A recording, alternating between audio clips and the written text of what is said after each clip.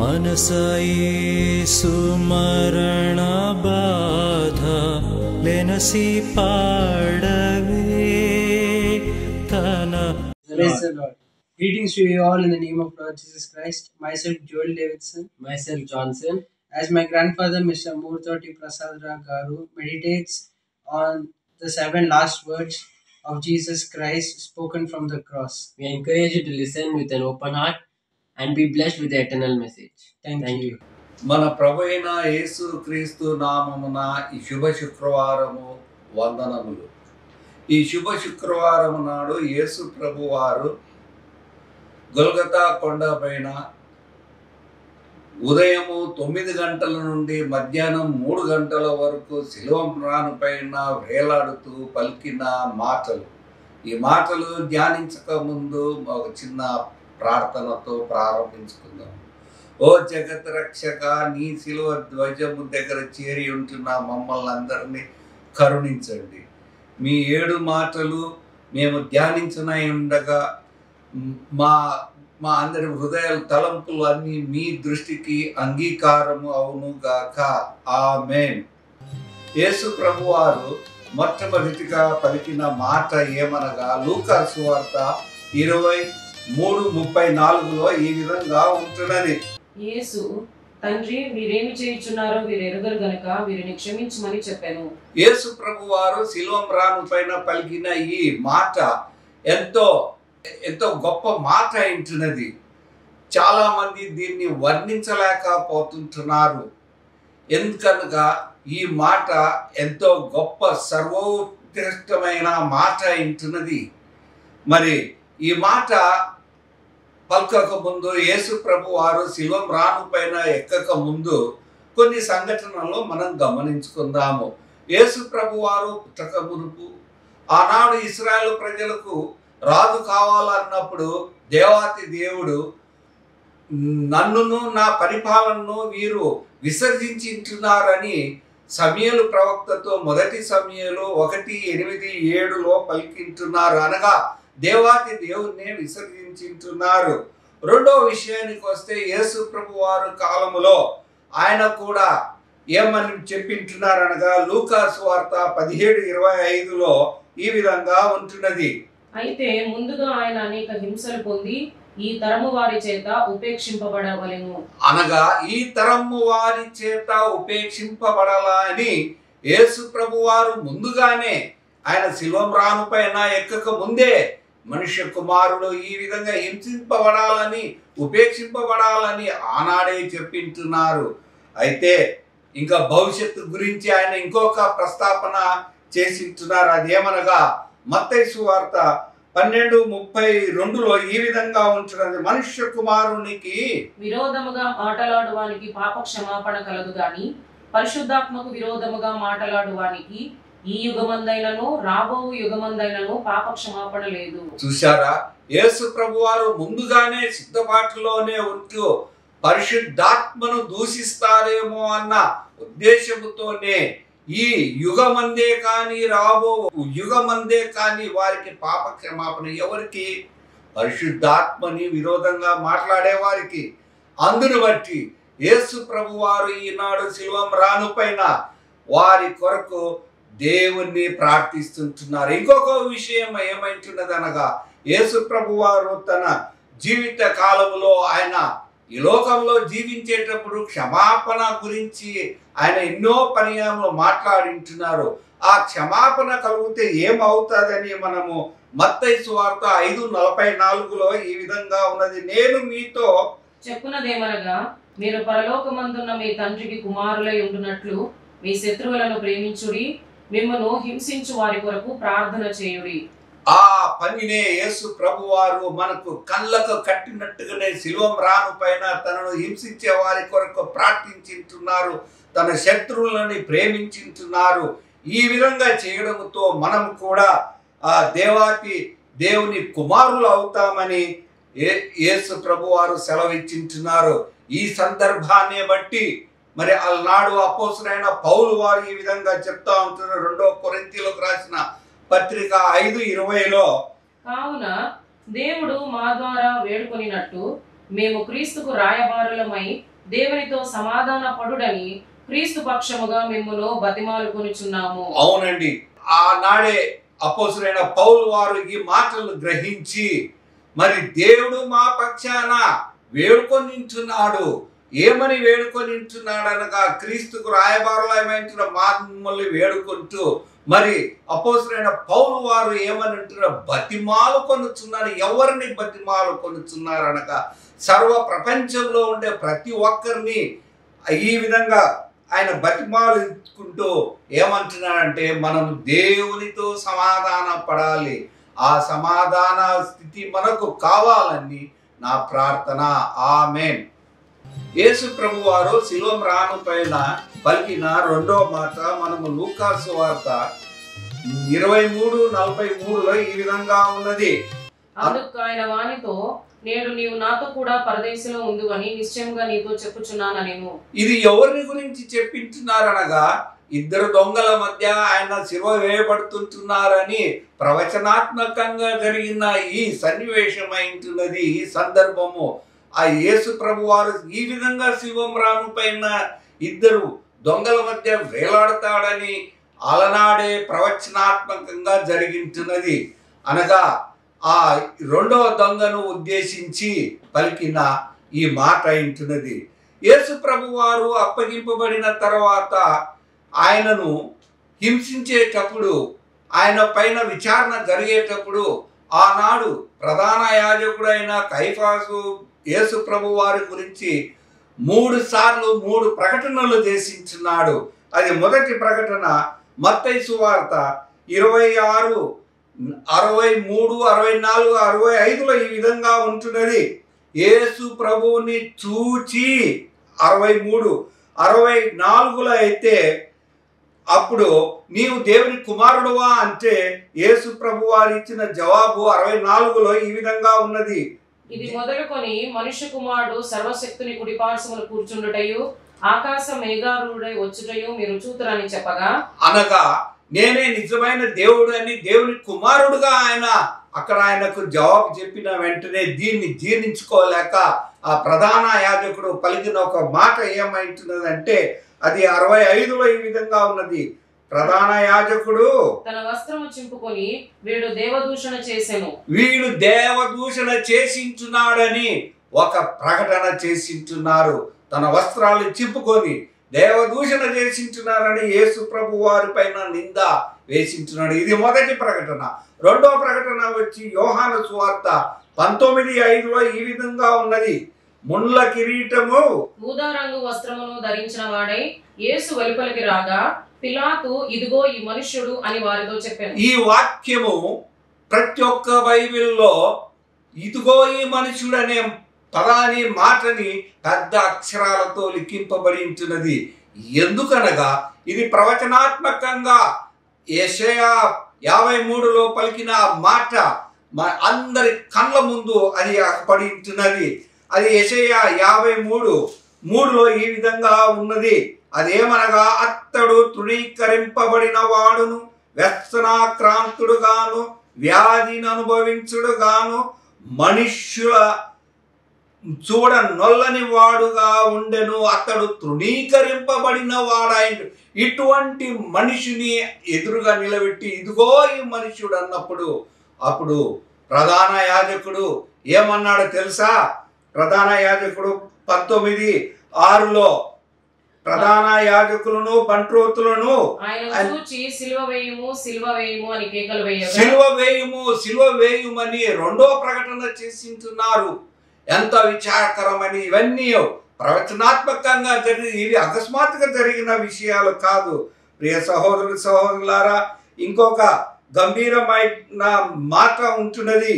అదేమనగా పిలాతు వారు యేసు ప్రభువుని తీసుకొని వచ్చి ఇదిగో మీ రాజును నేను సిలువ వేయుదునా అని యోహాను సువార్త 19:15లో చెప్పింటున్నప్పుడు అప్పుడు ప్రధాన యాజకుడు ఏమని చెప్పింటున్నాడనగా అందుకు వారు ఇతని సంహరించుము సిలువ వేయుము అని కేకలు వేసిరి. సిలువ వేయుము అని కేకలు వేసింటున్నారు. అంటే ఆయనని సిలువ వేయమని చెప్తూ ప్రధాన యాజకుడు ఇంకొక మాట అంటున్నాడు అక్కడనే, ప్రధాన యాజకులు కైసరు తప్ప మాకు కైసరు తప్ప మాకు వేరే రాజు లేడు. ఈ మాట ఎంత గంభీరమైనది. వాళ్ళని ఆనాడు పరిపాలించేది రోమా సామ్రాజ్యం అయితే రాజు ఉండాల్సినది ఈయనే కదా, అయితే ఒప్పుకోవటం లేదు. అదే రెండో దొంగ ఈ పరిస్థితులను గమనించి అలనాడు ఆ శిలువ మ్రాను పైన ఎక్కినప్పుడు కూడా యేసు ప్రభుని హేళన చేసింటున్నారు. ఏమనగా మమ్మల్ని రక్షిస్తూ నువ్వు కూడా రక్షించుమని వారు అడిగింటున్నారు, హేళన చేసింటున్నారు. కానీ రెండవ దొంగ ఎందుకు పశ్చాత్తాపడ్డాడంటే, ఎప్పుడైతే ప్రధాన యాజకుడు మాకు కైసరే రాజు అన్నప్పుడు వీరిద్దరు దొంగలంటే రోమా సామ్రాజ్యానికి వ్యతిరేకంగానే ఉంటూ వీరు ఆ ఇశ్రాయేలు ప్రజలకు రాజ్యాన్ని స్థాపించాలని ఉద్దేశంతో పోరాడుతూ ఈనాడు శిలువ మ్రాను పైన వారు కూడా చనిపోవాల్సిన వచ్చినప్పుడు అప్పుడు రెండో దొంగ మొదటి దొంగతో ఈ విధంగా అంటాడు, అయ్యా మనకు ఇది తగినదే, ఈయన ఏమీ కానీ చేయలేదని చెప్పి ఆయన లూకా 23:42లో ఈ విధంగా ఉన్నది. ఆయనను చూచి ఎవరిని చూచాడు? యేసును చూచి నీవు నీ రాజ్యములోనికి వచ్చినప్పుడు నన్ను జ్ఞాపకము చేసుకో, నీవు నీ రాజ్యంలో వచ్చినప్పుడు నన్ను జ్ఞాపకము చేసుకోమని రెండవ దొంగ ఆయన పశ్చాత్తపడిన వెంటనే ఆయనకు పరదేశి ప్రాప్తమైంటున్నది. ప్రియ సహోదరులారా, ఆనాడు యేసు ప్రభును సిలువ వేసినది ఎవరనగా ఆనాడు మతమైంటున్నది, ఆనాడు మరి నాగరికత అయింటున్నది, మరి ఆనాడు ప్రభుత్వం అయింటున్నది. ఇవే ఆయనకు 3 మేకులుగా ఉంటున్నది. ఆ 3 మేకులు ఈనాడు కూడా ప్రతి మనిషిని వేధిస్తూ ఉంటున్నది. ఇందులో నుంచి మనము బయట పడాలంటే కేవలం మనకు యేసు ప్రభువారే. ఆయనే కీర్తనల గ్రంథము 86:5లో ఈ విధంగా ఉంటున్నది, ప్రభువా నీవు దయాళుడవు, క్షమించుటకు సిద్ధమైన మనస్సు గలవాడవని అల్నాడే దావీదు భక్తుడు సెలవు కనుకొని ఉంటున్నాడు. ఈ రోజు కూడా మనకు అదే దయాళుతో దయచేస్తూ మన పాపాలను క్షమించేదానికే యేసు ప్రభువారు ఈ శిలువ మ్రాను పైన మన అందరిని దొంగతో పాటు మనకు కూడా అదే వాగ్దానము దయచేస్తుంటున్నారు. మొదటి తిమోతికి రాసిన పత్రిక 2:4లో అపోస్తలుడైన పౌలు ఏమంటున్నాడంటే, ఆయన మనుషులందరూ రక్షణ పొంది సత్యమును గూర్చిన అనుభవ జ్ఞానము కలవారై ఉండవలనని ఇష్టయించుచున్నాడు. మనము సత్యము, ఇదే సత్యమైంటున్నది. యేసు ప్రభువారు ఎటువంటి పరిస్థితుల్లో అయినా, ఎటువంటి మనుషులో అయినా, దొంగ ఎక్కడా, ఆ ప్రధాన యాజకుడు ఎక్కడ, వారిద్దరి మధ్యలో ఎంత వ్యత్యాసం ఉన్నప్పటికీ కూడా దేవుడు అందరినీ క్షమించేలాగున మన ఈ మాట మనకు కూడా ఆ సమాధానము 2 తిమోతికి రాసిన 2:4లో ఈ విధంగా ఉంటున్నది. మన మనుషులందరూ రక్షణ పొంది సత్యమును గూర్చిన అనుభవ జ్ఞానము గలవారై ఉండవలెనని ఇచ్చయించున్నాడు. మరి అటువంటి సత్యాన్ని తెలుసుకోవాలంటూ ఏ విధంగా రెండవ దొంగ సత్యాన్ని తెలుసుకొని ఉంటున్నాడు, ఆ సత్యం మనం కూడా తెలుసుకొని దేవాతి శిలువ దగ్గరికి వచ్చి మన పాపాలు ఒప్పుకుంటూ రక్షణ పొందుతూ ఆ పరదేశు పొందాలని నా ప్రార్థన. ఆమేన్. యేసు ప్రభు వారు శిలువ మ్రాను పైన పలికించిన 3వ మాట మనం యోహాను సువార్త 19:26-27లో ఈ విధంగా ఉంటున్నది. యేసు తన తల్లియు తాను ప్రేమించిన శిష్యుడును దగ్గర నిలుచునుట చూచి, అమ్మా ఇదిగో నీ కుమారుడు అని తన తల్లితో చెప్పెను. తరువాత శిష్యుని చూచి, ఇదిగో నీ తల్లి అని చెప్పెను. ప్రియ సహోదరులారా, యేసు ప్రభు వారిని ఎంతో మమకారంతో పెంచుతున్న మేరీ ఆయన తల్లి, తర్వాత యోహాను శిష్యుడు కూడా యేసు ప్రభుని ఎంతగానో ప్రేమించుతున్నారు.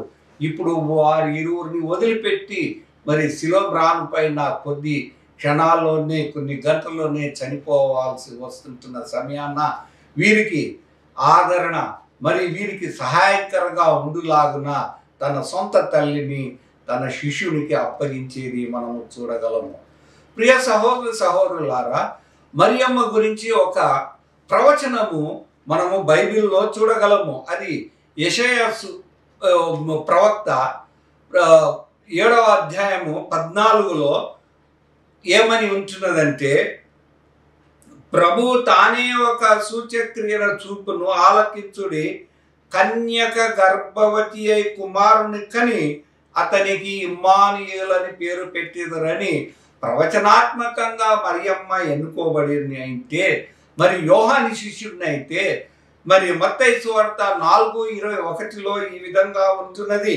ఆయన అక్కడ నుండి వెళ్ళి జబదయి కుమారుడైన యాకోబు, అతని సహోదరుడైన యోహాను అను మరి 2 సహోదరులను తమ తండ్రి అయిన జబదయి యొద్ద దోణిలో తమ వలలు బాగు చేసుకొనుచుండగా చూచి వారిని పిలిచెను. యేసు ప్రభువు వారిని చూచి పిలిచింటున్నారు. వారు అక్కడ సమస్తాన్ని వదిలిపెట్టి యేసు ప్రభువుని వెంబడించుతున్నారు. ఈ విధంగా వెంబడించిన తర్వాత జరిగిన పరిస్థితులు ఏమైంటున్నదనగా, ఇక్కడ లూకా సువార్త 1:48లో మరియమ్మ యేసు ప్రభు వారు పుట్టక మునుపే ఆయన నా రక్షకుడు అని చెప్పించినది. మరి అదే యోహాను భక్తుడైతే యేసు ప్రభుని గురించి ఏమని చెప్పించున్నారనగా, 1 యోహాను 1:4-14లో ఈ విధంగా ఉన్నది. తండ్రి తన కుమారుని లోకరక్షకుడుగా ఉండుటకు పంపి ఉండుట మేము చూచి సాక్ష్యం ఇచ్చుచున్నాము. ఇక్కడ ఈయన సాక్ష్యము చెప్తా ఉంటున్నాడు. తండ్రి ఈయనని ఎందుకు పెట్టి పంపించున్నాడు అనగా, యేసు ప్రభుని లోకరక్షకుడిగా. కావున ప్రియ సహోదరు సహోదరులారా, యోహాను భక్తుడైతే లోకరక్షకుడా అని ఆయన చెప్పింటున్నారు. ఇంకొక మాట, మనం ఈ విధంగా యేసు ప్రభువుని మన రక్షకుడిగా అంగీకరించినప్పుడు హెబ్రీయుల గ్రంథకర్త ఈ విధంగా అంటున్నాడు. 6:11లో ఈ విధంగా ఉంటున్నది, మీరు మందులు కాక విశ్వాసము చేతను ఓర్పు చేతను వాగ్దానములను స్వతంత్రించుకొని వారిని పోలి నడుచుకున్నట్టు మనము కూడా వాగ్దానాలు పొందే వారిలాగా, వాటిని వాగ్దానాలు స్వతంత్రించుకునే వారిలాగా ఉండాలంటూ అది అపోస్తలుడైన పౌలు వారు చెప్తా ఉంటున్నారు. ఇంకొక మాట, ఇక్కడ ఏ విధంగా అయితే యేసు ప్రభు వారు వీరిద్దరిని కల్పించున్నారు, అక్కడ ఒక సహవాసం అంటూ జరిగించినది. ఏట సహవాసం అనగా 1 యోహాను 1:3లో ఈ విధంగా ఉన్నది, మాతో కూడా మీకును సహవాసము కలుగునట్లు మేము చూచిన దానిని వినిన దానిని మీకు తెలియజేయుచున్నాము. మన సహవాసం అయితే తండ్రితో కూడాను ఆయన కుమారుడైన యేసుక్రీస్తుతో కూడాను ఉన్నది. అవును ప్రియ సహోదరు సహోదరులారా, ఈ విధంగా మనం ఎప్పుడైతే యేసు ప్రభు వారి మాట విని ఒకరిని ఒకరు సహవాసంగా ఉంటామో అప్పుడు మన సహవాసము తండ్రితో ఉంటుందని మరి ఈ భక్తుడు మనకు యోహాన్ భక్తుడు సెలవిస్తుంటాడు. మరి అటువంటి సహవాసంలో ఉండాలంటూ నా ప్రార్థన. ఆమేన్. యేసు ప్రభు వారు శిలువ పైన పలికిన 4వ మాట మనము మార్కు సువార్త 15:34లో ఈ విధంగా ఉంటున్నది. 3 గంటలకు యేసు ఎలోయి ఎలోయి లామా సబక్తాని అని బిగ్గరగా కేక వేశాను. ఆ మాటలకు నా దేవా నన్నెందుకు చెయ్యి విడిచితివని అర్థము. ఇక్కడ యేసు ప్రభు వారు ఈ మాట పలికించినప్పుడు అందరికీ ఒక ప్రశ్న మిగిలిపోయింటున్నది. యేసు ప్రభు వారు ఏదో సహాయం కోరుతా ఉంటున్నారు, దేవుడు ఆయనకు సహాయం చేయటం లేదు అని ఒక ప్రశ్న వారికి, ఇది దానికి జవాబు దొరకదు. ఈ విధంగా ఈ కోణంలో ఆలోచన చేస్తే అది లోకరీతీయమైన ఆలోచన అయింటున్నది. కానీ దేవాతి దేవుడు ఇది ప్రవచనాత్మకంగా జరుగుతుంటున్న పని అయింటున్నది. కీర్తనల గ్రంథంలో 22:1లో నా దేవా నీవు నన్నేల విడనాడితివి, ఆ మాట ఇక్కడనే అక్షరాలుగా నెరవేర్పు జరిగించున్నది. ప్రియ సహోదరు సహోదరులారా, ఇక్కడ దేవుడు ఎందుకు గాను మాట్లాడలేటం లేదు దేవుడు ఎందుకు ఈయనకు జవాబు ఇవ్వటం లేదు అని మనకు కూడా సందేహం అవుతా ఉంటున్నది. అది ఎందుకనగా యేసు ప్రభువారు ఈ లోకములో ఉండేటప్పుడు ఆయన ప్రార్థనలు చేసే ప్రతి దానికి జవాబు వస్తున్నది. మనుషుల కొరకు ఆయన ప్రార్థన చేసి ఉంటున్నారు. కానీ శిలువ మ్రానుపైన వేలాడేటప్పుడు ఏ మానవుడు ఆయనకు అగపడలేదు. మరి అందును బట్టి దేవుని ఈ విధంగా వేడుకొని ఉంటున్నారు, నా దేవా నా దేవా నన్ను ఎందుకు చేయి విడనాడితివి అని. అయితే ఎందుకనగా దానికి కారణము లేకపోలేదు. అది 2 కొరింథీ 5:21 ఈ విధంగా ఉన్నది. ఎందుకనగా మనం ఆయన యందు దేవుని నీతి అగునట్లు పాపమెరుగని ఆయనను మన కోసము పాపముగా చేసెను. యేసు ప్రభువారు పాపముగా మార్చేసిస్తున్నారు దేవుడు. మరి మనకు దేవుని నీతి కలుగున్నట్టుగా ఆయన పాపునిగా చేసింటున్నారు. మరి అదే యెషయా భక్తుడు 59:1-2 ఈ విధంగా అంటున్నాడు, రక్షింపనేరకయుండినట్లు యెహోవా హస్తము కురచకాలేదు, విననేరకయుండినట్లు ఆయన చెవులు మందము కాలేదు. మీ దోషములు మీకును మీ దేవునికి అడ్డముగా వచ్చెను. అంటే మన దోషాలందరిది ప్రతి ఒక్క దోషము పాపము ఆయన పైన ఉన్నప్పుడు దేవుడు ఆయనని చూసి జవాబు ఇవ్వలేదంటే మాత్రాన కాదు, కానీ ఆయనను ఒక ఉన్నతమైన స్థాయికి పిలుచుకొని ఉన్నతమైన స్థాయిలో నిలబెట్టాలని ఉద్దేశమైంటున్నది. విడనాడబడింటున్నాడు అనగా ఆయనకు ఈ స్థాయి నుంచి మరొక స్థాయిలోకి ఆయనను నడిపించుంటున్నారు లేదా ఆయనను ఉంచుతున్నారు. అదేమనగా మనం హెబ్రీ పత్రికలో చూస్తే 7:25-26 ఈ విధంగా ఉంటున్నది, ఆయన తన ద్వారా దేవుని యొద్దకు వచ్చిన వారి పక్షమున విజ్ఞాపనము చేయుటకు, అందరికి కాదు, ఇక్కడ తన దగ్గరికి వచ్చే వారి కొరకు విజ్ఞాపన చేయుటకు నిరంతరము జీవించుచున్నాడు గనుక వారిని సంపూర్ణంగా రక్షించుటకు శక్తిమంతుడై ఉంటున్నాడు. ఇక్కడ బలహీనుడని కాదు, దేవుడు ఆయనను ఒక ఉన్నతమైన స్థాయిలోకి, అది మనం ఇప్పుడు 26లో ఈ విధంగా ఉంటున్నది, పవిత్రుడును నిర్దోషియు నిష్కల్మషుడనియు పాపులలో చేరక ప్రత్యేకముగా ఉన్నవాడు ఆకాశ మండలము కంటే మిక్కిలి హెచ్చైన వాడై ఉన్నాడైనా ఇట్టి ప్రధాన యాజకుడు మనకు సరిపోయి ఉన్నాడు. అంటే ఎందుకు చెయ్యి విడనాడినాడంటే ఈయనను ఒక స్థాయి నుంచి ఇంకొక స్థాయిలోకి తీసుకొని వచ్చింటున్నారు.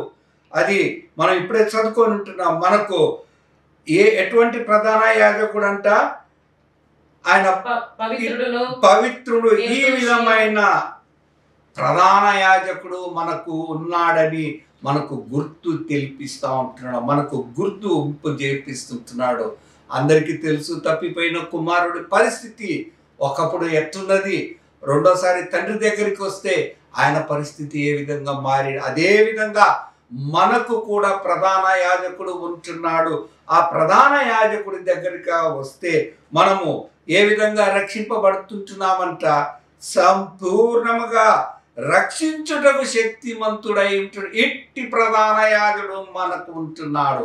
మరి అటువంటి ప్రధాన యాజకుడి దగ్గరికి వచ్చి మనం కూడా సంపూర్ణ రక్షణ పొందాలని నా ప్రార్థన. ఆమేన్. యేసు ప్రభు వారు శిలువ మ్రానుపైన వేలాడుతూ పలికించిన 5వ మాట మనము యోహాను సువార్త 19:28లో ఈ విధంగా ఉంటున్నది, అటు తరువాత సమస్తమును అప్పటికి సమాప్తమైనదని యేసు ఎరిగి లేఖనము నెరవేరునట్లు నేను దప్పిగొనుచున్నానెను. ఇక్కడ యేసు ప్రభు వారు ఆయన జీవితంలో లేఖనాల గురించి ఎంతగానో ప్రస్తావిస్తూ ఎంతో ప్రాధాన్యత ఇస్తూ దాన్ని బట్టి ఆసక్తికరంగా జీవిస్తుంటున్నారు. మనము యేసు ప్రభు వారు అరణ్యములో మరి శోధింపబడేటప్పుడు ప్రతిదానికి లేఖనాలు అని సెలవిచ్చింటున్నారు. అదేవిధంగా ఇక్కడ కూడా ఇంత ఘోరమైన హింస పొందుతూ కూడా లేఖనాలను గురించి నెరవేర్పుగానే ఆయన గమనించి ఇంకా సమాప్తమైపోతుంటున్నదని ఆ సమయాన్న పలికింటున్న మాట, నేను దప్పికొనుచున్నాను. ఈయన సంపూర్ణ మానవుడిగా ఉన్నప్పుడు సంపూర్ణ మానవునిగా గుర్తించేదానికి ఆయన నీరు అడిగింటున్నారు. దేవాతి దేవుడు సృష్టికర్త, ఆయన నీళ్లను వేరుపరిచింటున్నారు. మోసే వారి సమయంలో అయితే నీళ్లు రప్పించింటున్నారు. మరి సముద్రాన్ని పాయలుగా చేసింటున్న దేవునికి దప్పి కలగడము అది ఒక మనకు ఆశ్చర్యము వేస్తుంటున్నది. కానీ ఆయన దప్పిక ఏమైంటున్నది? ఒక సమరయ స్త్రీతో ఆయన సంభాషించేటప్పుడు ఈ మాటలు మనము జాగ్రత్తగా చూసుకోగలము. యోహాను సువార్త 4:10 ఈ విధంగా ఉంటున్నది. అందుకు యేసు, నీవు దేవుని వరమును నాకు దాహమునకిమ్మని నిన్ను అడుగుచున్నవాడెవడో అదియు ఎరిగి ఉంటే నీవు ఆయనను అడుగుదు, ఆయన నీకు జీవజలం ఇచ్చునని ఆమెతో చెప్పెను. బావి దగ్గర ఉంటూ ఏమంటున్నాడంటే, నువ్వు దేవుడు ఎవరో, ఆయన వరం ఏమో నువ్వు గుర్తు చేసుకుంటే అది నువ్వు అడిగేదానివి కాదు. నువ్వు అడిగితే జీవజలాన్నే నీకు ఇస్తుంటున్నానని చెప్పింటున్నారు. కానీ యేసు ప్రభువారు శిలువ రాను పైన వేలాడుతూ గుర్తు తెచ్చుకొని ఉంటున్నాడు. ఇది ప్రవచనాత్మకంగా జరగాలి. ఏంటది? కీర్తనలో 69:21 ఈ విధంగా ఉంటున్నది, వారు చేదును నాకు ఆహారముగా పెట్టిరి, నాకు దప్పి అయినప్పుడు చిరకను త్రాగనిచ్చిరి. వారు చిరకను ఇచ్చింటున్నారంటే మత్తుతో కూడింటున్న ఆ చిరక వాళ్ళు అందిస్తారని కూడా లేఖనాలు నెరవేర్పుగానే జరిగింటున్నది. ప్రియ సహోదరులారా, ఇదే హెబ్రీ పత్రికలో 2:9 మనం కానీ చూస్తే, దేవుని కృప వలన ఆయన ప్రతి మనుషుని కొరకు మరణము అనుభవించున్నట్లు దూతల కంటే కొంచెము తక్కువ వాడుగా చేయబడిన యేసు మరణము పొందినందున మహిమా ప్రభావములతో కిరీటము ధరించిన వానిగా ఆయనను చూచుచున్నాము. ఇక్కడ హెబ్రీ గ్రంథకర్త అయితే ఈ మాటను బట్టి ఆయన విశ్లేషించి సూక్ష్మంగా గమనించి చూస్తే మరణము పొందులాగున ఆయన దప్పిగా అయింటున్నది. అంటే దీని అర్థం ఏమనగా, మనమందరము శిలువ దగ్గర చేరించినప్పుడు ఆయనకి ఏం ఇవ్వగలము, మనము ఇవ్వాల్సి ఉంటున్నది ఏమో మనం ముందు చూసుకుందాము. అయితే యోహాను 4:26 ఈ విధంగా అంటున్నారు, యేసు నీతో మాట్లాడుచున్న నేనే ఆయనని ఆమెతో చెప్పెను. ఆమెకు ముందు తెలియలేదు, తర్వాత తెలిసింటున్నది. ఇక్కడ కూడా హెబ్రీలో 2:9 చూస్తే ఆయన మరణం పొందవాలనని దప్పిక కొనింటున్నారు. మరి ప్రియ సహోదరులారా, యేసు ప్రభువారు కూడా ఒక పండుగ నాడప్పుడు ఆయన యోహాను సువార్త 7:38 ఈ విధంగా అంటున్నాడు, నా యందు విశ్వాసముంచు వాడెవడో లేఖనము చెప్పినట్టు వాని కడుపులో నుండి జీవ జల నదులు పారునని బిగ్గరగా చెప్పెను. అవును, మన కడుపులో నుండి జీవ జలాలు ప్రవహిస్తుంటున్నాయి.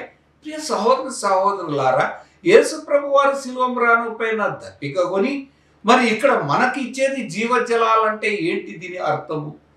అక్కడ సమరయ స్త్రీతో బావి దగ్గర నీళ్లు ఉన్నప్పటికీ కూడా ఆయన నాకు దాహం తీర్చమన్నాడు. అయితే శిలువ దగ్గర అయితే అక్కడ నీళ్లు లేవు, కానీ అక్కడ ఉన్నది ఏంటి గమనించగలిగినారా? అక్కడ కేవలము పాపం నుండి వచ్చే జీతం మరణమై ఉంటున్నది. ఆ దేవుడు యేసు క్రీస్తుని ఈ లోకానికి పెట్టి పంపించింది ఎందుకనగా ఆయన మరణాన్ని రుచి చూడాలి. అందుకనే ఆ శిలువ దగ్గర ఆయన దప్పికొనుచున్నాడంటే ఆయన మరణాన్ని రుచి చూడేసేదానికే హెబ్రీ గ్రంథకర్త మనకు తెలిపింటున్నారు. ఈ విధంగా యేసు ప్రభు యందు విశ్వాసం ఉంచిన వెంటనే మనలో కూడా ఈ జీవ జలాలు మనలో ప్రవహించి ఇతరులకు మనము జీవమిచ్చేలాగున మరి ఇతరులకు మనము జీవ జలముగా ఉండాలని నా ప్రార్థన. ఆమేన్. యేసు ప్రభు వారు శిలువ మ్రానుపైన పలికించిన 6వ మాట యోహాను సువార్త 19:30లో ఈ విధంగా ఉన్నది. యేసు ఆ చిరక పుచ్చుకొని సమాప్తమైనదని చెప్పి తల వంచి ఆత్మను అప్పగించెను. ఇక్కడ యేసు ప్రభు వారు పలికిన మాట ఏమనగా సమాప్తమైనది అని పలికింటున్నారు. ఏమి సమాప్తమైంటున్నదనగా జనులందరూ ఏమనుకుంటున్నారంటే యేసే ప్రభువే సమాప్తమైంటున్నది. ఆ విధమైన మాట కాదు, కానీ ఆయన ఒక ప్రవచనాత్మకంగా దేవుని చిత్తాన్ని నెరవేర్చే మెస్సయ్య కార్యక్రమాలు నిర్వహించేదానికే ఆయన వచ్చింటున్నాడు. ఆ కార్యక్రమాన్ని మనము ఈ లూకా సువార్త 7:22లో ఈ విధంగా ఉంటున్నది. అప్పుడు ఆయన, మీరు వెళ్లి కన్నవాటిని విన్నవాటిని యోహానుకు తెలుపుడి. గురుడివారు చూపు పొందుచున్నారు, కుంటివారు నడుచుచున్నారు, కుష్ఠరోగులు శుద్ధులవుచున్నారు, చెవిటివారు వినుచున్నారు, చనిపోయిన వారు లేపబడుచున్నారు, బీదలకు సువార్త ప్రకటింపబడుచున్నది. యేసు ప్రభువారి లోకములో ఉంటున్నప్పుడు, యేసు ప్రభువారి లోకంలో జీవించేటప్పుడు ఆయన ఈ మెస్సయ్య కార్యక్రమాలనే మెస్సయ్య గురించే మెస్సయ్య పనులు ముగించేదానికే వచ్చింటున్నారు. ఆ ముగింపే ఇక్కడ శిలువ దగ్గర జరుగుతూ ఉంటున్నది. అందుకనే అది ఏ విధంగా మెస్సయ్య కార్యక్రమాలు ఏ విధంగా నెరవేర్పుగా వస్తుంటున్నాయనగా ఫిలిప్పీయులకు రాసిన పత్రిక 2:7-8లో ఈ విధంగా ఉంటున్నది. మనుషుల పోలికగా పుట్టి దాసుని స్వరూపమును ధరించుకొని తన్ను తానే రిక్తునిగా చేసుకొనెను. మరియు ఆయన ఆకారమందు మనుష్యుడిగా కనబడి మరణము పొందునంతగా అనగా శిలువ మరణము పొందునంతగా విధేయత చూపిన వాడే తన్ను తాను తగ్గించుకొనెను. ఇక్కడ తాను తగ్గించుకొని విధేయత చూపించడం ఏ విధేయత అనుకుంటున్నారు? అది శిలువ మరణము. ఏ మరణము? ఘోరమైన శిలువ మరణము పొందునంతగా విధేయత చూపడముతో ఆ మాట సమాప్తమైనది. ఇందును బట్టే ఆయన విజయ కేక వేసింటున్నారు. ఈ విజయ కేక ఎందుకనగా మెస్సయ్య కార్యక్రమం మానవులకు కావలసిన రక్షణ కార్యము అక్కడ జరిగించుంటున్నారని మనము తెలుసుకోగలము. మరి 1 కొరింథీయులకు రాసిన అపోస్తలుడైన పౌలు వారు కొరింథీయులకు 1:18లో ఈ విధంగా 1 కొరింథీయులకు రాసిన పత్రిక 1:18లో శిలువను గూర్చిన వార్త నశించుచున్న వారికి వెర్రితనము గాని రక్షింపబడుచున్న మనకు దేవుని శక్తి. దేవుని శక్తి కావాలంటే మనము రక్షింపబడాలి. రక్షింపబడే వారే దేవుని శక్తి అయింటున్నారు. ప్రియ సహోదరులారా, ఇంకొక ప్రవచనము ఇక్కడ నెరవేర్పు జరిగింటున్నది. అది మనము ఆదికాండము 3:15లో ఈ విధంగా ఉంటున్నది. మరియు నీకును స్త్రీకిని నీ సంతానమునకును ఆమె సంతానమునకును వైరము కలుగజేసేదను. అది నేను తల మీద కొట్టును, నీవు దాన్ని మడమ మీద కొట్టుదవని చెప్పెను. ఇక్కడ ఏం జరిగించినదనగా ఎప్పుడైతే అవ్వ ఆదాములు మరి దేవుడి దగ్గర తీర్పు లేక నిలబడి ఉంటున్నారో మొట్టమొదటిసారిగా ఆ సైతాను అనగా పాముని శపిస్తూ అక్కడ ఒక ప్రవచనం పలికింటున్నారు. మరియు నీకును స్త్రీకి నీ సంతానమునకు ఆమె సంతానమునకు వైరము కలిగించేదను, అది నిన్ను తల మీద కొట్టును, నీవు దాని మెడమ మీద కొట్టుదు అని చెప్పెను. అంటే శిలువ దగ్గర ఆ సాతాన్ని తల మీద కొచ్చింటున్నారు. అదే ఇక్కడ ప్రవచనాత్మకంగా జరిగింటున్నది. మరి అపోస్తలుడైన పౌలు వారు రోమీలకు రాసిన 8:4లో ఈ విధంగా ఉన్నది. దేవుడు తన సొంత కుమారుని పాప శరీరాకారముతో పంపి ఆయన శరీరమందు పాపములకు శిక్ష విధించెను. ఇప్పుడు పాపానికి శిక్ష రావాలి. అది ఎక్కడ జరిగించున్నదనగా శిలువలో. ఎవరి ద్వారా జరిగించింది? యేసు ప్రభువారి ద్వారా. ఎందుకనగా ఆయన మన పాపాలని మోసించున్నారు. అందును బట్టి ఆ పాపానికి శిక్ష శిలువ దగ్గర వచ్చింటున్నది, శిలువ దగ్గర కలిగించున్నది. మరి మన పాపాలు కూడా అక్కడనే మనకు శిక్ష కాదు, కానీ మన పాపాల నిమిత్తము ఆయన శిక్ష పొందించున్నాడు. ఆయన పొందిన గాయాల చేత మనకు స్వస్థత ఉంటున్నది. 53 యెషయాలో మనం చూసుకొని ఉంటున్నాము. మరి మన పాపాలు ఒప్పుకోకపోతే అది ఏం జరుగుతుంది, పాపాలని మనం విడిచిపెట్టకుంటే ఏం జరుగుతుంది. యాకోబు పత్రిక 1:15 ఈ విధంగా ఉంటున్నది, దురాశ గర్భము ధరించి పాపమును కనగా పాపము పరిపక్వమై మరణమును కనును. మరణము కంటది ఏదంట, పాపము పరిపక్వమై మరి మరణాన్ని మరి జన్మింపచేసే. ప్రియ సహోదరి సహోదరులారా, తప్పనిసరిగా మనం ఈ లోకంలో జీవించేటప్పుడు పాపంలో పడిపోయింటున్నాం. ఆ ప్రక్షాళన కావాలంటే శిలువ దగ్గరికి వచ్చి మన పాపాలు ఒప్పుకున్న వెంటనే ఆయన మన పాపాలన్నీ తీసివేసి మరి మనకు ఒక నూతనమైన జీవితము దేవుడు దయచేయగలడు. ఆమేన్. యేసు ప్రభువారు శిలువ రాను పైన పలికించిన 7వ మాట మనము లూకా సువార్త 23:46 ఈ విధంగా ఉన్నది. అప్పుడు యేసు గొప్ప శబ్దముతో కేక వేసి, తండ్రి, నీ చేతికి నా ఆత్మను అప్పగించుకొనుచున్నానెను. ఆయన ఈలాగు చెప్పి ప్రాణము విడిచెను. ఇక్కడ యేసు ప్రభువారు పలికిన మాట, నీ చేతికి నా ఆత్మను అప్పగించుకుంటున్నాను, అది మనము విన్నాము. తర్వాత జరిగిన కార్యము ఆయన ప్రాణము విడిచెను. ఇక్కడ 2 కార్యాలు జరిగింటున్నది. దేవునికి తన ఆత్మను అప్పగించుతున్నాడు, తర్వాత తన ప్రాణాన్ని విడిచిపెట్టింటున్నారు. ప్రియ సహోదరు సహోదరులారా, మానవునికి శరీరం అవసరము, ప్రాణం అవసరము, అదేవిధంగా ఆత్మ కూడా. ఇక్కడ యేసు ప్రభువారు తన ఆత్మను అప్పగించుతున్నాడు, ప్రాణము వదిలింటున్నారు. మరి మిగిలింది ఆయన శరీరము, అనగా అది దాని గురించి అపోస్తుడైన పౌలు కొలసీలకు రాసిన పత్రిక 1:24 ఆ శరీరం అనగా ఏమని సెలవిస్తున్నారంటే, ఇప్పుడు మీ కొరకు నేను అనుభవించుచున్న శ్రమలయందు సంతోషించుచు సంఘము అను ఆయన శరీరము కొరకు క్రీస్తు పడిన పాటలను. సంఘము అను తన శరీరము, ఇక్కడ ఏమంటున్నారంటే యేసు ప్రభువారి శరీరము ఒక సంఘము. ఇంకా మనం చూసుకున్నామంటే ఈ సంఘము కట్టబడేది ఏ విధంగా అనగా ఎఫెసీయులకు రాసిన పత్రిక 2:22 ఈ విధంగా ఉంటున్నది. ఆయనలో మీరు కూడా ఆత్మ మూలముగా దేవునికి నివాస స్థలమై ఉండుటకు కట్టబడుచున్నారు. మనము ఆత్మ మూలంగా కట్టబడుచున్నాము అంటే సంఘములో ఏ విధంగా అంటే ఆత్మ మూలంగా కట్టబడుచున్నాము. ఈ కట్టడ అయిపోయిన తర్వాత మరి ఆ సంఘము నింపుదల ఏ విధంగా వస్తుంది, మనుషులతో కాదు. అది ఎఫెసీయులు 1:23 ఈ విధంగా ఉంటున్నది. ఆ సంఘము ఆయన శరీరము సమస్తమును పూర్తిగా నింపుచున్న వాని సంపూర్ణత అయి ఉన్నది. సంపూర్ణంగా నింపేది అది యేసు ప్రభువారైంటున్నారు. మరి ప్రియ సహోదరు సహోదరులారా, మరి ఈ సంఘము మరి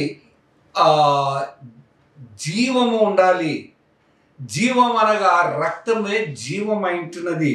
అందుకనే అపోస్తుల కార్యము 20:28 ఈ విధంగా ఉన్నది. అప్పుడు తన స్వరక్తమిచ్చి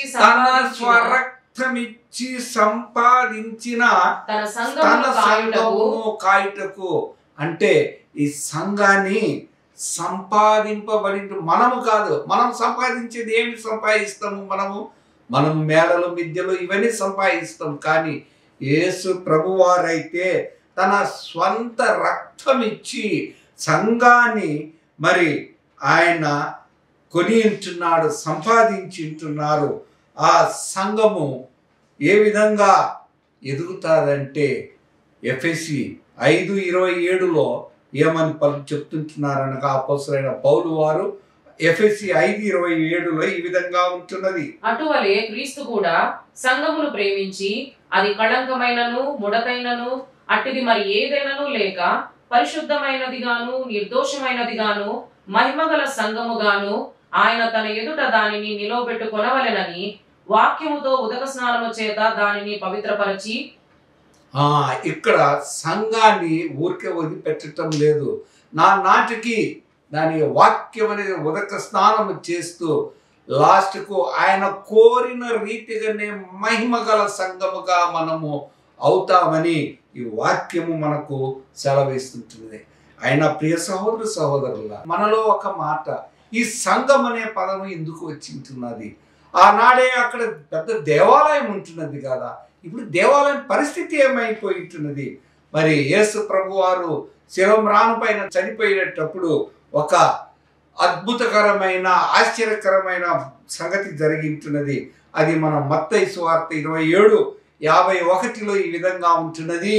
అప్పుడు దేవాలయము తెర పై నుండి క్రిందికి రెండుగా అది ఎక్కడ ఉంటుంది? అతి పరిశుద్ధ స్థలములో ప్రవేశిత ఎవరికి లేదు. కానీ యేసు ప్రభు వారు చనిపోయిన తర్వాత ఆ తెర చినిగిపోయింటున్నది. ఆ తెర మందము ఇంచుమించు 6 అంగుళాల వరకు ఉంటే అటువంటిది చినిగిపోయి అందులో ప్రవేశత కలిగించున్నది. అనగా ఇప్పుడు దేవాలయంతో పని లేదు, కానీ సంఘముతో. ఈ సంఘము ఆయన ముడత లేని నిష్కలంక ఉండేటందుకు ఆయన దినదినము దాన్ని బాగు చేస్తూ లాస్ట్కు మహిమ సంఘంగా తీర్చిదిద్దేందుకు ఆయన ఈ విధంగా సంఘాన్ని తీర్చిదిద్దుతూ ఉంటున్నారు. కానీ మనం ఆ సంఘంలో ఉండాలంటే ఏ విధంగా ఉండాలి అంటే హెబ్రీ 4:12 ఈ విధంగా ఉంటున్నది. ఎందుకనగా దేవుని వాక్యము సజీవమై బలము గలదై రెండంచులు గల ఎటువంటి ఖడ్గము కంటెను వాడిగా ఉండి ప్రాణాత్మలను కీళ్లను మూలుగను విభజించునంత మటుకు దూర్చు హృదయం యొక్క తలంపులను ఆలోచనను శోధించుచున్నది.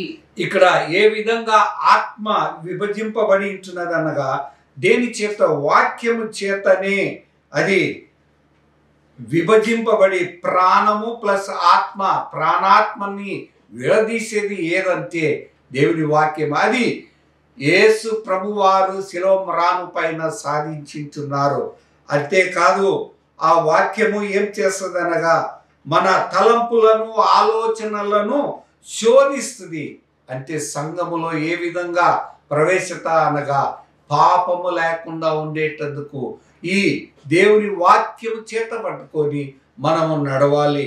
అప్పుడే ఆ సంఘము మహిమగల సంఘంగా యేసు ప్రభువారు మార్చి మనము కూడా అటువంటి మహిమ సంఘంగా ఉండాలంటూ నా ప్రార్థన.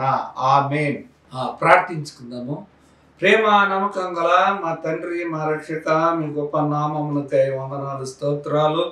ఈ దినాన సర్వ క్రైస్తవ ప్రపంచములు మీ శిలువ ధ్యానములో ఉంటుండగా మరి మా తండ్రి ఈ శిలువ ధ్యానముతో మరి మా విశ్వాసాన్ని, మా నిరీక్షణాన్ని స్థిరపరుస్తూ మరి విశేషంగా విన్నవారందరికీ రక్షణకరంగా మరి మీకు మహిమకరంగా ఉండులాగున ఈ వర్తమానాన్ని ఆశీర్వదించమని యేసు నామమున అడిగి వేడుకుంటున్నాం తండ్రి.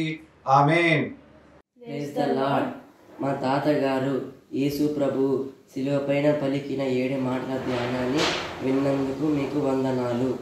దీనిని బట్టి మీరు ఆశీర్వదించబడ్డారని నమ్ముచున్నాము. మీ ప్రార్థన అవసరతల కొరకు మీరు సంప్రదించవలసిన నంబర్లు 8801805311 మరియు 8121147408. షాలోమ్. విమల శరాపుల్ దూతగణంబులు చూడగలేని తేజోనిధివే.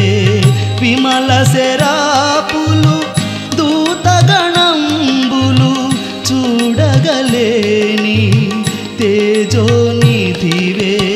మాయగములకై సిలువమ్రానుపై దీనుడవై మరణించితివే. మాయగములకై సిలువమ్రానుపై దీనుడవై మరణించితివే. శరణు శరణు మా దేవయే